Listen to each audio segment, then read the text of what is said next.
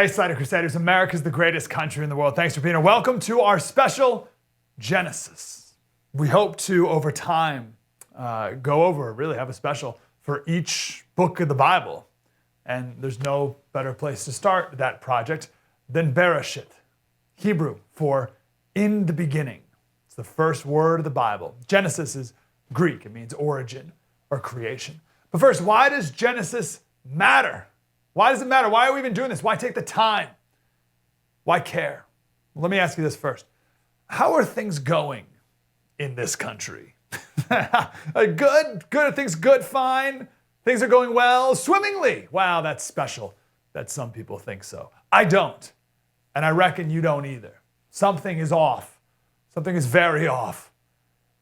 And in every sports movie that's ever been made, you have the underdog team, and then they start to do well, and they get too cocky, right? They get too big for their britches, and then they lose a game that they should have won, and the coach gets mad, and what do after that game that they lost? They don't go back to the locker room. Nah, it's time for practice. Why? Because we got to get back to basics, boys. We're running sprints. We're shooting free throws. Everyone's got to hit 100 before we can leave. No one's leaving until they do. Think Mighty Ducks 2, Coach Bombay, back to basics, skating, and then they skated back and forth, and they did like the drill with the eggs and stuff. That's every sports movie. And then when that team finds the core of who they are again, then they finally get back on track. This is what we need to do individually, each of us, myself included, and also as a culture and a country. We got to get back to basics. Who are we? Where did we come from? What is human nature? What is the point of life? You want to know why the suicide rate is so high in America? Of course, there's plenty of factors all coming together, absolutely. But I would argue that the biggest root factor is that we've been told for generations now that we are just groupings of random atoms that randomly came together to form everything and everyone, and humans came from some amoeba in some slime somewhere millions of years ago, and we just somehow evolved into higher life forms. How did that happen? Oh, over millions of years is always the answer, right? We left the fish and the frog and the monkey behind, although we all come from that. And then we live for a while and then we die, and there's nothing after we die. So there's no point to life anyway. And if you think that, which is what we're all told from grade school on, why would I continue to suffer anymore? Right? If this is all random, it all started randomly, and there's no afterlife, who even cares? And that's what's floating around in most people's heads. We have generations of postmodern atheism drilled into us from a young age, and it's super depressing, right? If you think we're here randomly, and we came from frogs and monkeys, and nothing happens after you die, I'm surprised everyone doesn't commit suicide. Why wouldn't you? We lost sight of the basics. We have become untethered from the truth that's been known for thousands of years. But deep down, we know there's something more. We know we're not here randomly. We know we didn't evolve from nothing. Something didn't come from nothing. And we know that there must be something more after this. And there's got to be, therefore, some purpose to the here and now. We all know these things. A lot of people have trouble finding answers to those questions. But where are all the answers?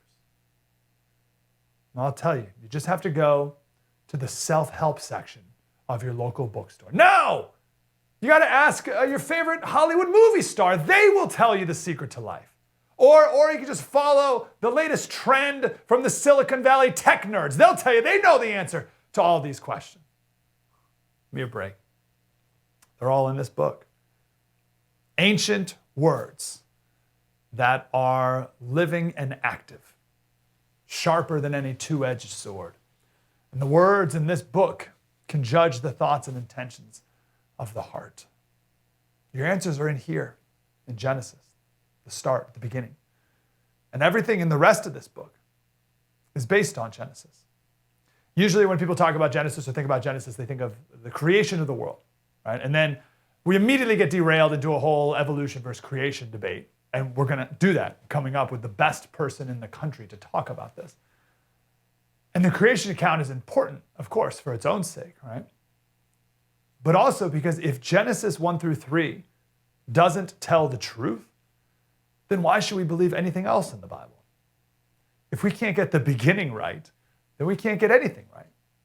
And if our God is not creator, as atheists believe, but actually more and more Christians believe, only 40% of people in America believe in any form of creationism at all. And we'll get to the details of this coming up again in the third segment. But it's an all-time low of Americans believe in a creator who created the earth. And atheists, of course, celebrate this. But if God is not our creator, then he's not the redeemer either. And if we can't believe the first few chapters of the Bible, then you can't believe any of it. So we got to get that part down pat. We got to fully understand that. But also Genesis is a lot more than just creation. It's also about the fall, why God permits suffering. It's maybe one of the most frequently asked questions of all time. So where's the answer? It's in here. It's in Genesis. It's also about judgment. How does God judge the world? Well, that's in here too. The flood. We need to all intimately know Adam, Noah, Abraham, Isaac, Jacob, Joseph, Rebecca. They're all in here, and many more. I would argue just behind the importance of creation, right? Which, again, if we get that wrong, then we get everything else wrong after that. But I think maybe the second most important thing is human nature. Right? I know I'm jumping to a different book of the Bible, but Exodus has just story after story of the Israelites being saved by God over and over and over again, and then continuing to disobey and not trust him and worship other gods. And you read these stories and you think, geez, Israelites, how can you be so stupid? God literally saved you from slavery, miracles abound, parted the red stinking sea, destroyed your enemy, brought manna to you in the mornings to keep you alive in the desert for 40 years, and you're over here worshiping a golden statue of a cow? What is wrong with you? And then I proceed to close my Bible and immediately worship everything else in my life other than God. I have plenty of golden cows that I worship. My job, my bank account, my house, my family, my life. And I worship me, thinking that I can do everything and I can do whatever I want, whatever I put my mind to, as the modern expression goes. And I question God constantly. I am just as foolish as the Israelites. Now, I bring that up. I know that's in Exodus, but the point is nothing in human nature has changed in thousands of years. Nothing has changed with human nature in thousands of years. So you want to learn about human nature, read Genesis. And it's got everything. Genesis has stories of incest, betrayal, deceit, selfishness, murder. The first two brothers, one of them murdered the other. Rape, like all the bad stuff in the world you could possibly imagine. It's all in here because that's human nature. But the great men of the Bible had faith. And faith in God is absolutely essential if you want to flourish. Oh, you can put up a good face, you can drive a nice car and all the rest, live in a big house, the whole thing, but you won't truly flourish. Back to not just suicide, but also a longing in our hearts, which everyone has for meaning and truth. We'll just look to Abraham. When God told Abraham to do something, he did it. That's why he's called the father of the faithful. Of course, we're going to talk more about him coming up next. Jacob's story is one of conflict with God until he realized his own limitations. Then he trusted God. Then he depended on God. He wanted to live independently of God, but knew he couldn't. And when will we realize this for our own lives? Do you have adversity in your life? Are you going through a tough time? Talk to Joseph about it. You think you're going through tough times? Tell it to Joseph. Betrayed by his brothers, left to die. Not a great day. We can learn everything through Genesis. Everything. Why? It's back to basics. And man, do we need that. We're going to talk about some of the people in Genesis coming up in the next segment. Then we'll talk about creation. And then I want to wrap up and I'll bring in some current event stories in the news that if you read them through a Genesis lens, can really drive home that nothing has changed in thousands of years. So let's go back to the beginning. In the beginning. It's one thing to have knowledge, that's good. But with the word, you'll have wisdom. Let's begin our special on Genesis next.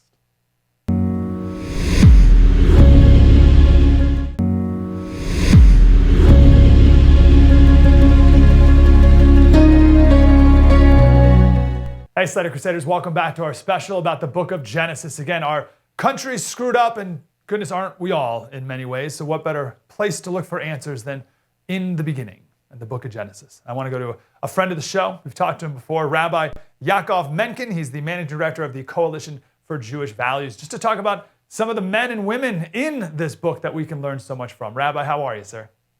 Doing very well, thank you. Thank you for having me back. Wonderful to talk to you. My pleasure. Let's, well, goodness, we got to start with the father of the faith. Let's start with Abraham. Tell us a little bit about Abraham and what we need to know about him. And by the way, I have my copy at hand. We don't need to look at anything up. In the original, gracious, Genesis. So we're ready to roll. Abraham, an interesting contrast that is noted if you go look at the story of Noah. It says that Noah walked with God, but God sent Abraham to walk out in front of him. Because Abraham was so completely on the right page with true values and everything else that he was able to function without support. That whereas Noah needed a little bit of a helping hand walking with God, Abraham was able to just go walk out in front. You know, imagine one child versus another. When a child is 3, they need to walk with you. When a child is 10, they can go out in front and start exploring on their own. Abraham was at that level. I mean, we who can never aspire, never dream to be at the level of either a Noah or an Abraham, can still see that the value in trying to have the values so totally internalized that it's like you know what to do before you're being told. And he was told to do one of the most difficult things that anyone's ever been told to do. All right, and the most famous story, I would say, of Abraham, the sacrifice of his son. Tell us about that and what we can learn from that. There are actually, Abraham had 10 tests, and this was the culmination of the tests throughout his life and test of sincerity. The ultimate test of sincerity for someone like that is here he had been teaching about God and monotheism in a polytheistic, idol-worshiping world. Everyone around him believed that, sacrificing children to gods was an appropriate behavior. And here he'd been teaching, oh no, human life is of inestimable value. Every human being has a soul breathed into them by God himself. So of course, God is, at the center of everything, and preservation of life is at the center of everything. How, after an entire career of doing that, can he be asked to sacrifice his own son? It contradicts everything he's set out to do, everything he's ever taught in his life. It would destroy all of his career. And of course, God had promised him through Isaac, through your son, that will be your descendant, that will be your continuity. So it was literally asking Abraham, I want you to throw away everything you've ever done in your life, every hope you have for your personal future, every hope you ever had for your family's future, all of that I want you to sacrifice. And Abraham, without a question, it says he got up in the morning, he got up early. He was told to do something by God. I'm going to do it first thing, even though it was so destructive. So it wasn't just that he passed. He completely threw out his own considerations, anything that he ever dreamed about himself or his own person, because God told him, here's your mission. Here's what you've got to go do.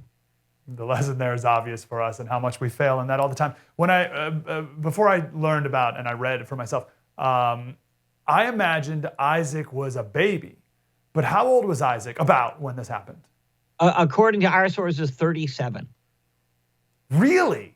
Yes, he was not a baby at all. He was He was already a very well qualified, not even a young man by modern standards. Oh, I mean, they wow. lived 170, but Yeah. still, you know, he already, and he was, of course, following in the path of his father, and he was a very strong individual in his own right. And it's understood from the verses that he had a hint of what was about to happen, and he Yeah. voluntarily went along anyway. He said, "This is Wow. what we got to Is it do." where's the ram? Wow, amazing. All right, well, let's talk about Isaac. As he lived, what do we need to take away from Isaac's life? The biggest component of Isaac's life is really about that continuity. That most you look at families and parents turn out the kids turn out different than their parents in all sorts of ways. But Isaac really followed in the model of his father. Here was his father running totally against the cultural grain and doing this revolutionary thing, teaching all these revolutionary things that nobody else. And he had been fabulously successful at reaching out to others and getting them to understand that there's a one creator God who's over all of us, etc. And Isaac just stepped into that mold and continued. His biggest strength was that he did not deviate from his father's path, but recognizing the correctness of everything his father had taught, was following that model precisely and showing that same dedication, like we just described in the sacrifice of Isaac, that he too knew what was about to happen and he knew what his role was in it. And yet, just like his father, he said, this is what we got to do. This is what we were told to do. Wow, just to go back to that story, sorry. So before I knew anything, I thought he was a baby. And then I thought maybe Isaac was like 12 and didn't really know what was going on, right? But now that he's older, you're right, he was intimately involved in the whole thing and was still willing to go along just as powerfully and profoundly as Abraham was. That even brings new context that I wasn't aware of. That's beautiful. Let's jump forward again. He did not hear it directly. Abraham was told by God, go do it. And Isaac asked his father, well, hey, where's the ram? And he says, God himself will show us the ram, my son. And if you read that a second way, it's God will show us the ram, my son is the ram. And so Isaac knew what was about to happen, and he went along anyway. Let's go to Joseph. Let's jump ahead, Joseph. There's a ton here, obviously. What's one of your takeaways about Joseph's life today? Joseph, when I was speaking about how the way that Isaac followed the model of his father exactly, Joseph looked like his father exactly. We have in our sources that when Potiphar's wife was trying to tempt him and seduce him, what convinced him, he was about to fall for it, but there was a mirror up on the wall, and he glanced in the mirror, and what does he see? He sees his father's face looking back at him. He knew at that moment he could not deviate. He could not fall into the trap that Potiphar's wife was laying for him. Apologize about that. Okay. That when Potiphar's wife was trying to seduce him, that he knew he could not fail at that moment when he saw what would lay. And everything throughout his life was about following the path that had been laid for him by his father in a totally different situation. Again, he was like Abraham, again, totally out on his own. And yet he built his own culture around himself rather than succumbing to the Egyptian idolatry and everything else that came with it. So many lessons there for us today. Looking back at these men for inspiration today, but also in our godless culture we have today, going the path of God. It's so obvious. What about, I'm always amazed by Joseph's forgiveness. The deepest betrayal from his entire family, all of his brothers, and still forgives them. What do you make of that? He knew that it wasn't really from them. It's very clear from just the verses themselves that he understood this was God laying a path for us. This was, everything that happened afterwards, me becoming second in command over all of Egypt, that happened because you sold me into slavery. If you had not done that, that never would have happened. So it's obvious that there was a whole series of things at work. Look at the story of Joseph in the dreams. Pharaoh says, you know what? I had these two really strange dreams. 7 fat cows come out of the river, 7 thin cows come after them, and they eat the fat cows.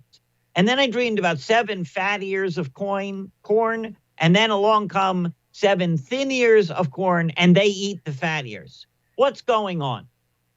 Now, Joseph's insight is really, when you think about it, it's just not that brilliant. You know what the 7 fat cows are?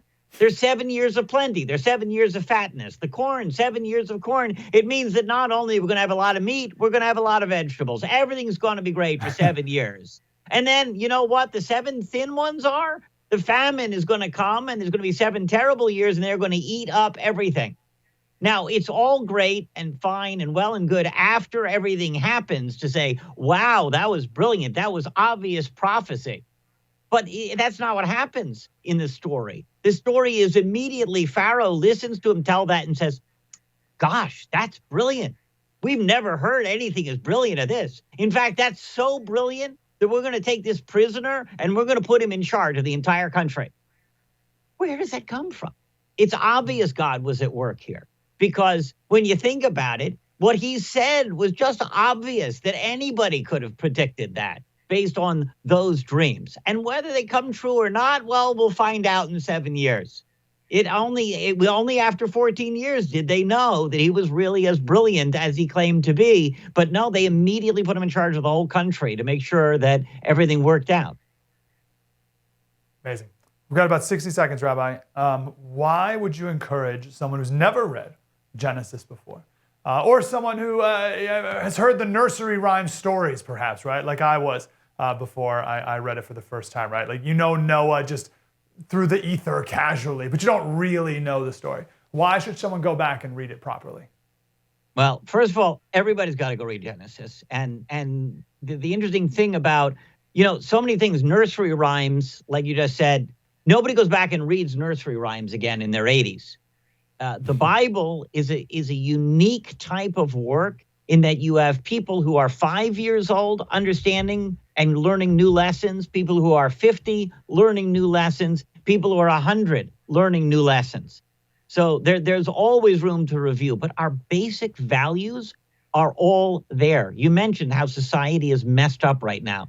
So many of the things that are messed up in society, you can clarify right here. You want to know how many genders there are? Read the Bible. You want to know what marriage is and how marriage is related to children? You read the Bible. You want to know the value of human life? Read the Bible. You want to know the value of monotheism over idolatry? You read the Bible. You want to know that everybody has value and there's equal justice under the law and the importance of education? You read the Bible. It's all there. And we wonder why we become so untethered and lost. Rabbi Yaakov Menken, Coalition for Jewish Values, the managing director. Rabbi, wonderful to talk to you, sir. Thank you for your insights. Thank you so much for having me. Tremendous. Coming up next, we'll talk about the beginning, the very beginning. Creation versus evolution. This is essential. This isn't just some detail that we can kind of like casually have our opinions about. It is essential that we get this right. And it's also essential that we don't merge what the Bible says with, evolution and the Bible. We kind of put them all, no, have a conviction. And we'll talk with the best person to talk about this in the country coming up next. Mike Slater, spread the word.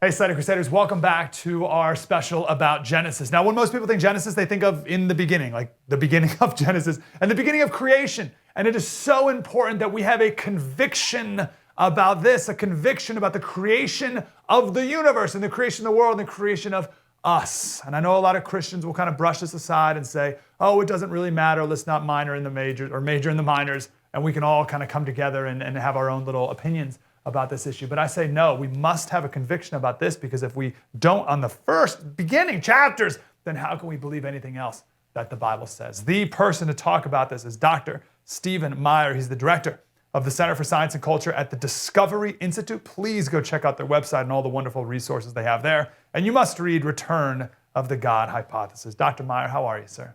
Very well, and very happy to be back chatting with you.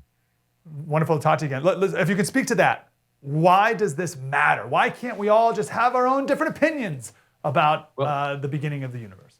Well, every worldview has what philosophers call a prime reality. That is to say, a claim about the thing or the entity or the process from which everything else came. And the Judeo-Christian claim is that the thing from which everything else came is a transcendent creator, separate from matter and energy, space and time, and not the same as the material or physical universe. The dominant worldview in our elite knowledge culture today is what might be called naturalism or materialism, and it's often modified with the term scientific. The idea that science has shown that matter and energy, that the natural world made of matter and energy is the thing from which everything else came, and that science supports that view. Those are two diametrically opposed worldviews. And from those two worldviews, all sorts of different things flow about, for example, the sanctity of life, or about our understanding of human nature. Are we completely determined by the material stuff of our bodies, or do we have something like agency or free will? Do we have a dual nature in which we are both spiritual, intellectual on the one hand, and material as well? And the way you answer those basic philosophical questions, which are worldview questions, ends up affecting your views on almost every other issue that you could think of, and also they end up affecting the way you live your life. And so, the most important affirmation of the Genesis account for the very beginning is that there was a beginning to the physical universe of matter, space, time, and energy, and that physical universe came from a pre-existing intelligence or mind or creator called, by most people, God. Love all that. Can you give me one specific example of how someone maybe lives their life differently, or even an opinion they may have based on those two different worldviews? And I ask this because I grew up an atheist, been a Christian for maybe 8 or 9 years. So it's funny growing up in an atheist culture with atheists around me, how I have different worldviews. And now as I transition with a different worldview now, I don't even maybe know all the ways that I was made, or that I became, that I had the views that I had as I'm transitioning to this different world. Does that kind of make sense? So what are some things that most people don't even realize is created by an evolutionary mindset? Yeah, I mean, there's so many, but let's just pick a couple. The first very controversial issue in our culture today is the issue of abortion, or the issue of the sanctity of life, or on the one hand, or as it be framed on the other, the pro-choice view. And underlying that contest of ideas and disagreement about policy is a different conception of human nature. The people on the pro-choice side don't believe that abortion is murder, because they think that the preborn infant, the fetus, is merely a collection of cells. It's a material object, not an agent with personhood. On the other side, people who have a more Judeo-Christian or theistic worldview tend to view the preborn infant as a preborn human, that is not just a physical object, but a person made in the image of God, with inherent dignity. So that would just be one example, but there are other ones. Yeah. And our worldviews affect our political philosophies. In the 1600s in Britain, there was a dramatic change in thinking about politics that was predicated on a biblical understanding of human nature. There was a famous book by a Scottish Presbyterian minister called Rex Lex, The Law is King. And the idea there was that because there is a transcendent law of God, and that all human law must be derived from that transcendent law of God, that even the king is accountable to that law, and therefore the king does not have absolute power. There isn't a divine right of kings, nor do kings have ultimate power simply because they have power, but rather rights are derived from God's creation of us, and therefore those in power are accountable to respect those rights, and therefore there are limitations on the power of the state and on the power of the king. So there's just two examples. that where a theistic worldview leads to very different practical consequences in how we live in the public sphere. Beautiful. What do you make of the effort by many, and I did this as well before I became a Christian, in the name of coexisting, of saying, okay, I believe in evolution, but God made it, or God created this process, so that way we can all get along together. Right? What do you make of that attempt? Well, we've produced a very big book about this concept called theistic evolution, with contributions from scientists, philosophers, and theologians. It's called Theistic Evolution, a scientific, philosophical, and theological critique. The basic meaning of the problem starts with the different meanings of evolution. Evolution can simply mean change over time. And if your idea is that God has caused change over time, well, there's nothing incoherent about that. But evolution can also mean that there's been a completely undirected, unguided process that has produced everything that has changed over time, all the different forms of life on Earth. And reconciling that with any meaningful form of theism, let alone a specifically biblical form or biblical Christianity, is very difficult, because it's logically incoherent to say that God has guided an unguided process, that God has guided a process that is undirected. And yet Darwinian evolution denies that there is real design in nature.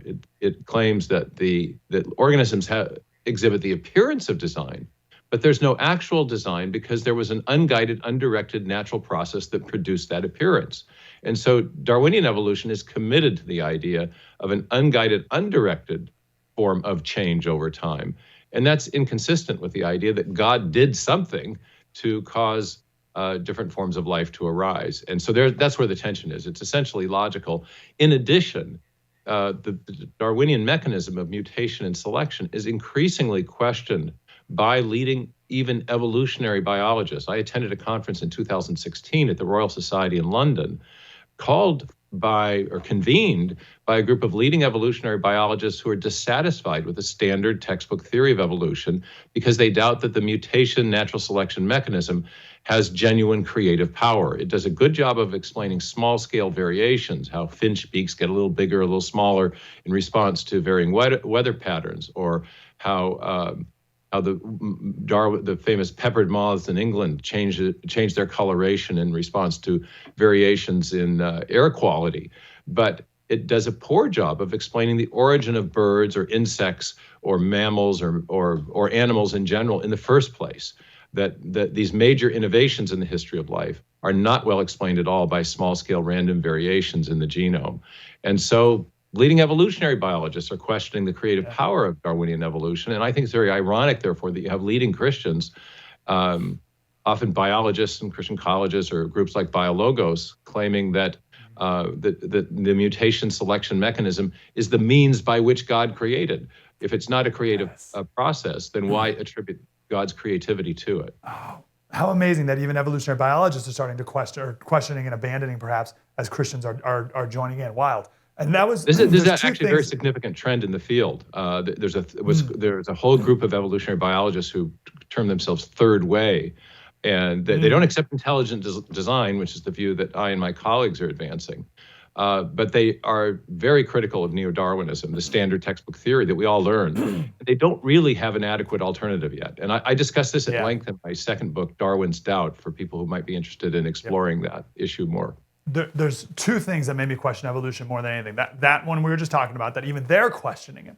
And the second thing was that Darwin's Origin of Species never even attempts to explain the origin of species. Is that the most talked about book that is like the least read book? The Origin of Species doesn't even try. What do people today, what do these evolutionary biologists today, what's their best stab at where life first came from?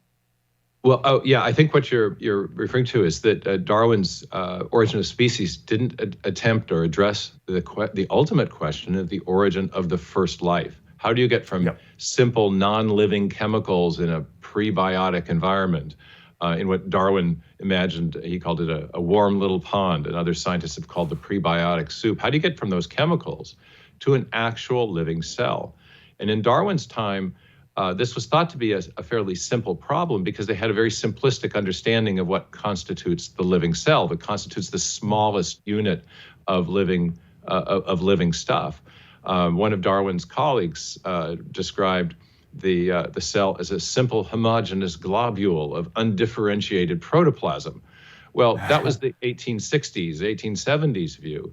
But post Watson and Crick in the 1950s and 60s, biologists now know that inside the living cell, we have a complex information storage, transmission, and processing system. DNA literally contains digital code, and that digital code directs the construction of proteins, which in turn process information on the DNA and also perform all the other important jobs in the cell. It's something like an automated factory.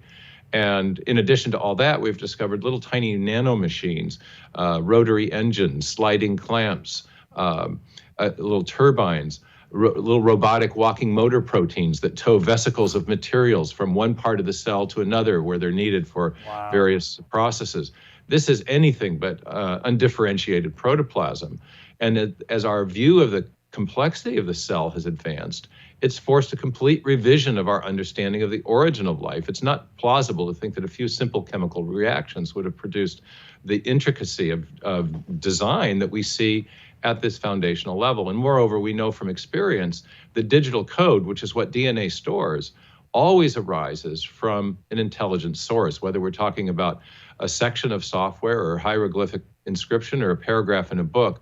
Information in a digital form, and again, that's what we found at the foundation of life, always arises from a mind, not an undirected material process. So I've argued I'm sorry to mention all the books I've done, but the first one is called Signature in the Cell, and it was precisely about this question of origin of the first life, how it's presented a mystery to evolutionary theorists, but it does seem to, but the cell presents evidence which is best explained by the action of a designing intelligence, that being based on our uniform and repeated experience of cause and effect. Again, we always, whenever we see information and trace it back to its source, we always find a mind, an intelligence, not an undirected material process. Doctor, I'll tell you, whenever the Bible says, "I believe, help me in my unbelief," and whenever I have these doubts, I always go back to everything you just said there, and I go back to your writings and your work in the Discovery Institute to begin and go back to the beginning of my first belief and love the Lord your God with all your heart, soul, mind, and strength. And I'm just incredibly grateful for you. And so we got to run. We're very late, but just like 30 seconds. What is science? You mentioned the very first thing about they put scientific evolution at the beginning of it to give it that little air of esteem. What is science in evolutionary biology? How is that even possible? Well, there's sometimes people object to the argument we make for intelligent design by saying, well, but that's not science. To be scientific, you must stick to a strictly materialistic explanation for everything, even the origin of the universe and the origin of life. But we have lots of examples where we infer mind or intelligence from the physical evidence in front of us. If you walk into the British Museum and you look at the Rosetta Stone, you see these beautiful etchings that represent, as we've now figured out, 3 different languages describing the same events.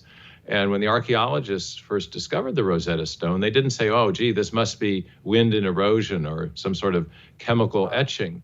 They recognized immediately that because there was information inscribed on this slab of rock, there must have been a scribe, there must have been an intelligence, because we know from our uniform and repeated experience, which is the basis of all scientific reasoning, that information always comes from an intelligence. So again, the discovery of information at the foundation of life, and even the simplest living cells, points to a prior designing mind or intelligence. And that's a perfectly scientific inference based on physical evidence. Tremendous. Stephen Meyer, the Discovery Institute. Everyone go to the Discovery Institute, buy all the books, watch everything, and have a conviction about this issue. I find it to be of the utmost importance. Doctor, wonderful to talk to you again. So thank you for your time. It's great to be with you, Mike. Thanks so much. Great stuff. Let's wrap up next. We'll bring some current events back into the story of Genesis. It's all here. It's all in the beginning. Mike Slater, spread the word.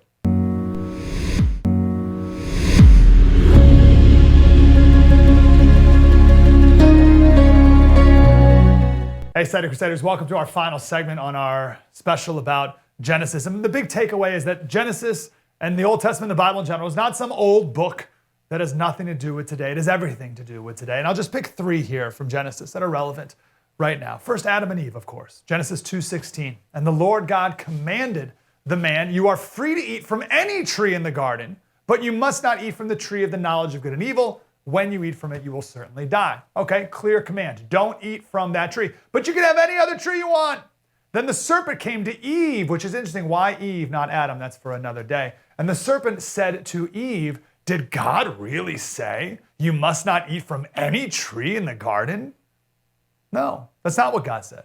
He said you can eat from any tree, just not this one. And the serpent says, you're not going to die. For God knows that when you eat from it, your eyes will be open and you'll be like God, knowing good and evil. So then Eve ate it. Now, why is this important? The devil's attack was threefold. And see if you see the same thing today. First, exaggerate. Make God's commands seem absurd and oppressive. Second, attack God's motive. Why is God so mean? Why is he preventing you from being the real you and doing what you want to do? And number 3 is, you won't suffer if you disobey God. In fact, your life's going to be better. You'll be like God. This is what people do today when they deceive. They exaggerate, they denigrate the other's motives, and they promise a reward if you follow me. We can take abortion, feminism, you name it, right? The first lie is to women, the patriarchy is oppressing you. And then deceiving you, or deceiving the motives. Men hate you. They want to hurt you, and they want you to be oppressed. And then the lie at the end, the promise, oh, be a feminist, go work, you'll make a ton of money and your life will be really fulfilling. You won't be a slave in the kitchen anymore. The allure of communism. First, capitalism is oppressing you.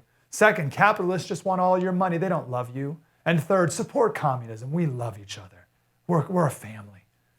It's the same model as the serpent did. Nothing changes, right? Abortion supporters, that baby's oppressing you. It's going to ruin your life. Kill it and all your problems will go away. It's the same threefold process. On a personal level, this is the story of all sin today. The serpent is the voice inside of you saying that you should be God-like, that you can rely on yourself to determine what is right and wrong. This is why today people more and more rely on their feelings to determine what is right and wrong. They're not relying on God. They don't rely on thousands of years of human experience and wisdom. They don't rely on the Bible. Each person is their own God. So they just rely on their emotions. How's that going for us? So every time you hear about microaggressions from college kids and people, fake outrage and everyone getting overwhelmed and angry and anxious all the time, that's why.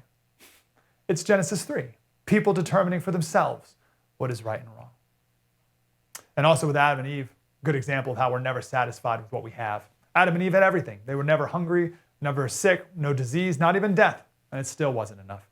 And we're the same today. We always want more. We're so unsatisfied. And we look to everything in the world to make us content. You'll never get it from the world. Second story from Genesis 19, right? 2 angels come to visit Lot in Sodom. And the townspeople were so ravenous, they were banging on the door of Lot's house to sleep with these 2 angels that were visiting him. And Lot was so desperate, he offered these men his 2 virgin daughters to sleep with, but it wasn't enough for these townspeople. So the angels blinded the men, but instead of giving up, it made the men even more ravenous and just completely consumed by their lust. We're no different today. We do things we know are wrong, we know are bad, we know are harmful, harm others and harm ourselves, and we continue to do them anyway. We continue to bang down the doors of sin. So the angel said, we got to get out of here, Lot. Take your wife and your daughters, let's go. And Lot wouldn't go. The angels had to tell him 6 times before he finally left. So what's some relevancy here? There's a ton of examples, but literally, we don't like to leave our town. In Nazi Germany, there was anti-Semitic law after anti-Semitic law, and so many Jews stayed until they were rounded up and killed. But the metaphor here is for our sin. We linger in it. We wallow in it. We tie ourselves to it. We're warned to stop it. We know we should, but we don't.